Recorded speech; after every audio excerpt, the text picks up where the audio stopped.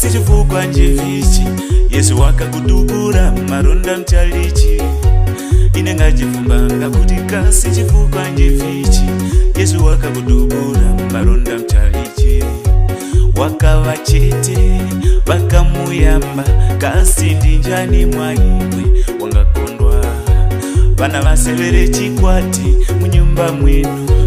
vana vasevere njuka munyumba mwenu vana vachaye bogi munyumba mwenu panji vachayemo njuva nandikuwakalewe ndiko kuona chimisha chana wenda usiku iwe kutangira ngufika chana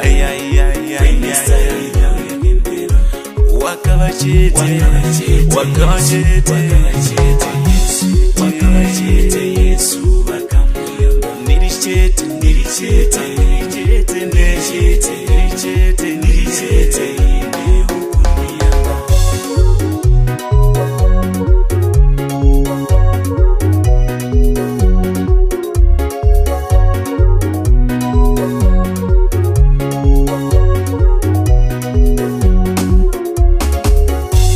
sono naviona na ndivyo vikuchitika mumoyo wane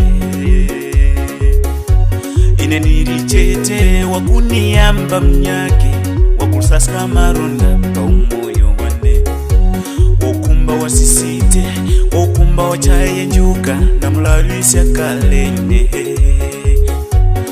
para wapusa ni mugudu burenge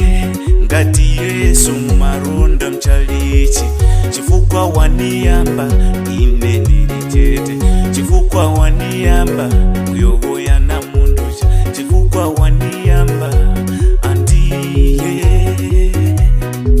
ine ngawona vindu kuzweterela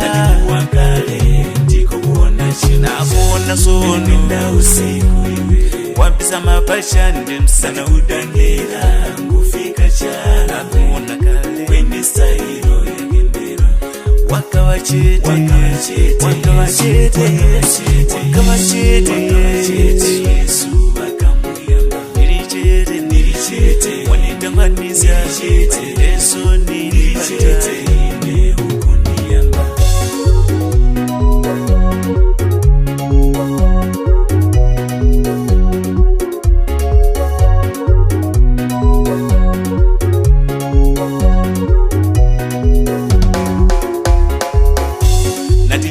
miyaye kugulisa maronda mchalichi imwe wakukudubura Yesu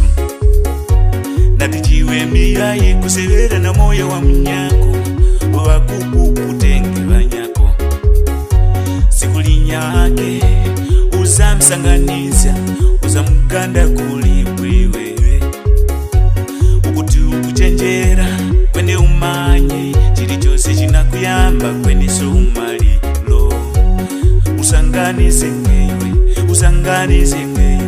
usanganizenge siku ndimoza usanganizenge iwe kunyeza sociala iwe naveya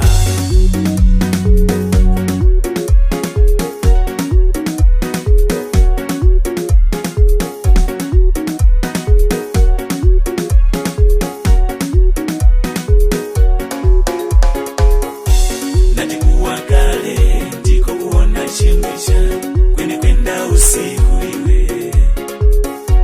natikudangira ngufika charamwe kwenye stailo yagendera wakavachete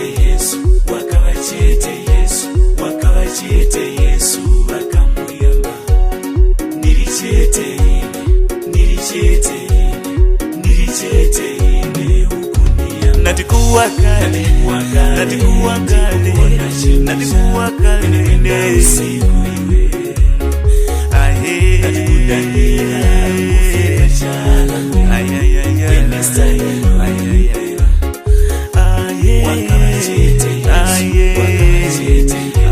wakavachete Yesu vakamuyamba nilichete